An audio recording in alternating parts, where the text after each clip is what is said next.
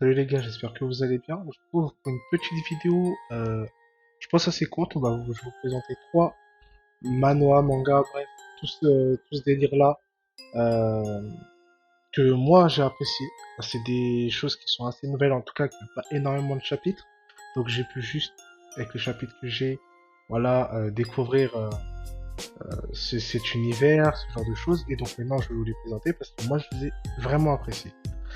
Voilà. Pour commencer, on va tout de suite aller sur le premier. Donc, Despite coming from the abyss, I will save humanity. Alors, c'est un manoir. Et en fait, on va suivre cette jeune fille, donc vous voyez en photo ici là.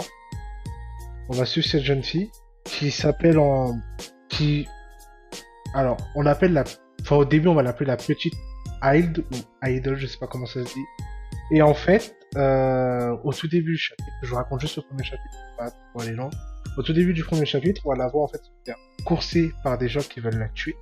On ne sait pas réellement pourquoi ni si elle avait fait quelque chose, enfin si elle était méchante ou quoi que ce soit. Mais on va la voir se faire donc pourchasser. Et juste après ça, elle va tomber d'un ravin et euh, va demander pourquoi ils ont fait ça, pourquoi on la chasse, parce qu'en fait elle avait l'impression limite que, enfin, en tout cas moi j'avais l'impression qu'elle ne savait pas non plus pourquoi on la pourchassait. Et donc elle va vouloir savoir et elle va demander, et on va voir tout un truc, je sais pas comment expliquer ça, un truc de réincarnation un peu, qui va la faire se réincarner et on va la voir sous une autre forme, une forme un peu plus grande et tout ça, enfin, bien monstrueuse, ouais voilà, c'est le mot, monstrueuse, et on va la voir se fight avec plusieurs personnes, et jusqu'à qu'elle redevienne comme cette gentille fille qui est juste là et qu'elle essaie de comprendre un peu ses pouvoirs et qu'elle avance euh, dans ce qu'elle veut faire, donc sauver l'humanité. Pour le coup, c'est un manoir qui est plutôt sympa. Malheureusement, il n'y a comme que 14 chapitres, ce qui est assez triste. Parce que vraiment, en fait, le 14e chapitre, c'est chiant en fait qu'il n'y en ait pas d'autres. De ce que je sais, il y en a une dizaine de plus en anglais, qui est plutôt pas mal. Et vraiment, il est plutôt bien. Moi, je vous le conseille fortement. Pour ce qui est des graphismes, pour le coup, c'est vraiment carré. Rien à dire dessus. Mettre le chapitre 1 parce que le chapitre 0, voilà. Voilà. Au niveau des graphismes, ça va. C'est pas, tu vois, c'est pas le truc de, genre le truc de ouf, mais ça va. Voilà. Voilà pour ce premier, donc, Manon. On va passer au deuxième. Donc, le deuxième, c'est Sword Shit Child.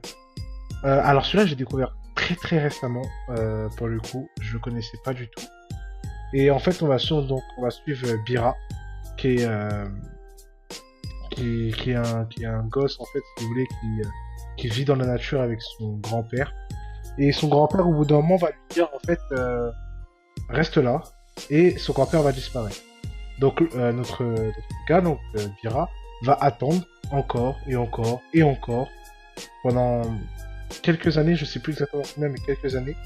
Et en fait, il va commencer à essayer d'amitié avec certains animaux de la forêt, particulièrement des ours. Et va clairement, tu vois, c'est un peu Tarzan, tu vois, clairement. Et après, donc, au bout d'un moment, il y a une fille qui va arriver. Enfin, une fille qui va arriver et Bira va lui sauver la vie. Et bon, pour pas spoil, ils vont parler d'une certaine mission. Et cette mission-là, Bira va se dire, ok, bon, je viens avec toi. Il va quitter sa forêt et suivre donc Tanyu, donc la jeune fille, et pour avancer dans cette mission. Voilà pour le deuxième truc. Donc c'est un manoir. Alors il compte 43 chapitres, ce qui est plutôt pas mal.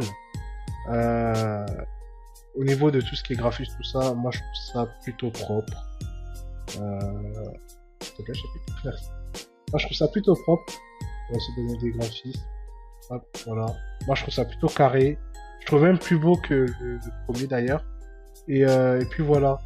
J'ai rien d'autre à dire sur celui-là. Mis à part qu'il m'a vraiment plu, c'est peut-être mon coup de cœur entre les trois que je vais vous présenter.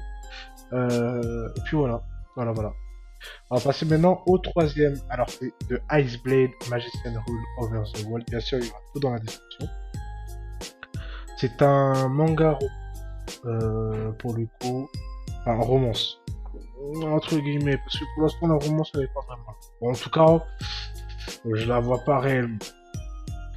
Donc en fait, on va suivre donc ce mec-là, Arnold, ouais. Non, c'est pas Arnold. Ah non, c'est Ray. On va suivre Ray du coup, qui va en fait rejoindre une académie. L'académie, l'une des plus prestigieuses académies de tout le pays ou je sais plus quoi. Et en fait, si vous voulez, ce mec-là, il a un passé.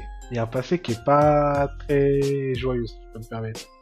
En fait, ce mec-là était, de ce qu'on comprend dès le premier chapitre, était un ancien de l'armée et avait certaines capacités assez hors normes. Et il va du coup rejoindre cette école en termes de... En vrai, ça lui servait à rien, mais je pense que on l'a peut-être un peu poussé, tu vois, à rejoindre cette école. Et cette école, il n'y a que des aristocrates. Et donc pour lui, qui est un mec de un roturier, clairement, bah c'est pas fou, parce que tout le monde le dévisage, tout le monde lui l'insulte et tout. Lui, il prend ça en mode, bah les couilles en vrai. Au pire des cas, s'ils veulent faire quelque chose, qu'ils viennent me taper. Dans tous les cas, je suppose. Et en fait, il va rencontrer cette fille, donc, que je me souviens plus, c'est Rosa, je crois, ou un truc comme ça, qui va lui parler. Et ils vont se lier d'amitié et ils vont continuer l'aventure ensemble. Et on va les suivre un peu dans toute cette aventure, avec un mec surcheaté, Rosa, qui est l'une des aristocrates l'une des familles les plus influentes, qui veut d'ailleurs se détacher de cette famille. Et on va suivre du coup les autres aristocrates dans leur méchanceté, si je peux dire, contre Ray, voilà. Voilà. Pour ce qui est des graphismes, alors je suis un peu déçu. Pour ce qui est des graphismes, moi perso, c'est beau, mais c'est pas, tu vois, je m'attendais peut-être à mieux. Ça fait pas mal de temps que je le connais quand même, ce manga-là. Et ouais, non, au niveau des graphismes, bah, je m'attendais peut-être un peu à mieux. Après, c'est pas moche, quoi. Ça se fait plutôt bien. S'il y a un seul truc que je trouve tellement chiant, c'est les expressions de visage. Je trouve qu'ils ont pas de, comment dire, de fond, pas de forme, je sais pas, de consistance, tu vois. J'arrive pas à les apprécier réellement. Et ça, je trouve peut-être un peu triste. Mais sinon, c'est un très bon manga. Voilà. Bref, on a fini pour la découverte de ces trois manhwa manga et webtoon, parce que le dernier c'est un webtoon. J'espère qu'en tout cas vous aurez apprécié la vidéo, j'espère que ce manga-là va vous plaire si vous les lisez. Et on se retrouve pour une prochaine vidéo. Tchuss les gars!